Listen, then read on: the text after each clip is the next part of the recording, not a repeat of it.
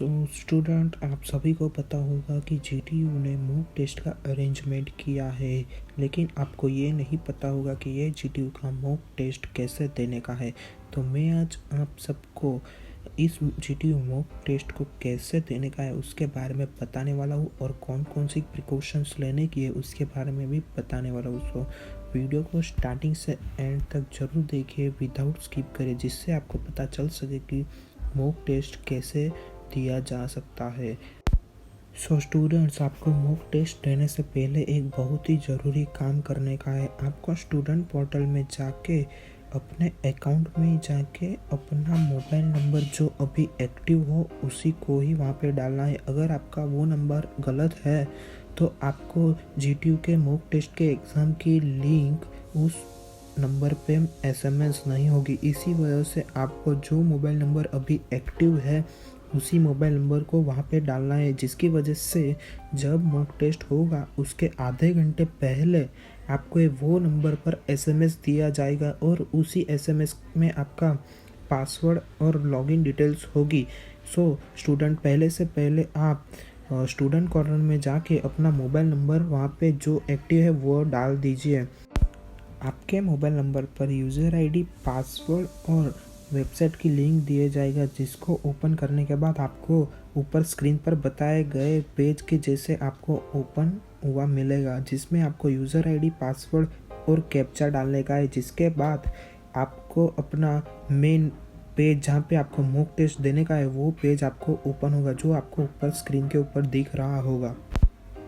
उस पेज में आपको ऊपर टेस्ट वेटिंग लिखा हुआ दिख रहा होगा। ये टेस्ट वेटिंग इसीलिए दिखा रहा है क्योंकि आपका मॉक टेस्ट अभी शुरू नहीं हुआ है।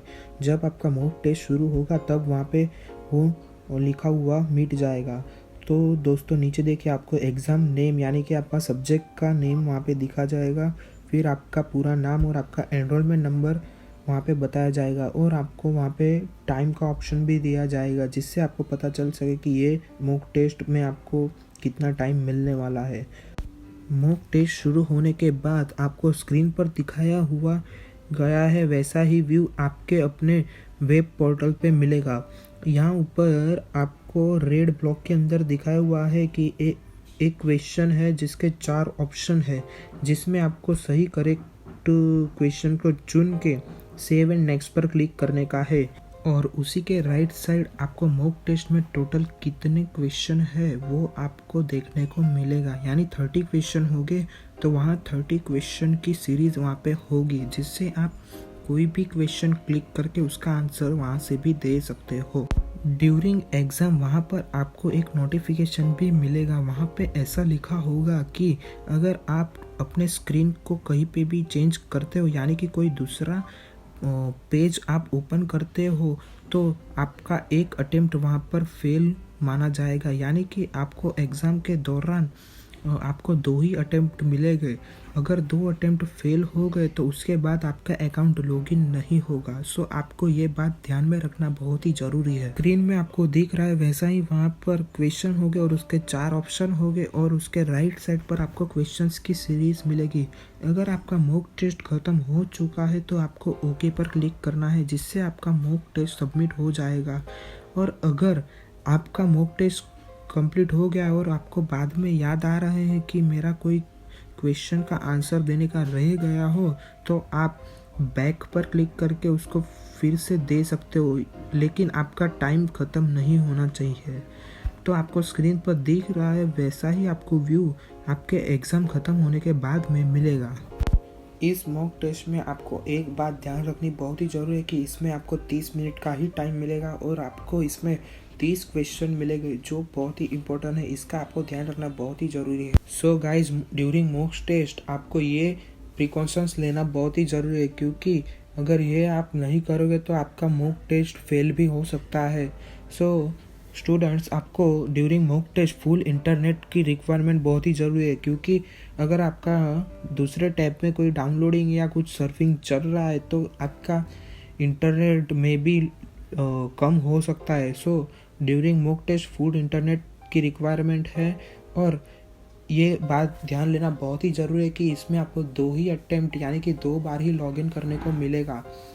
अगर आपका 2 बार लॉगिन हो चुका है और तीसरी बार आप करने जा रहे हो तो आपका तीसरी बार लॉगिन नहीं हो सकता। सो गाइस, इसका ध्यान रखना बहुत ही ज़रूरी है।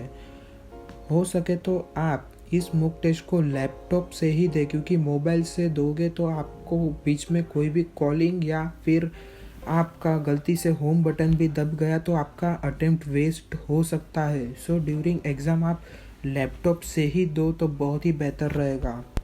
ड्यूरिंग एग्ज़ाम अगर आपको कोई क्वेश्चन का आंसर आप सोच रहे हो तो अगर आपके मोबाइल या लैपटॉप का स्क्रीन ऑफ हो जाएगा तो आपका अटेम्प्ट वेस्ट हो सकता है। सो ड्यूरिंग एग्ज़ाम मोबाइल और लैपटॉप का स्क्रॉलिंग करते रहिए, जिससे आपका अटेम्प्ट वेस्ट ना हो।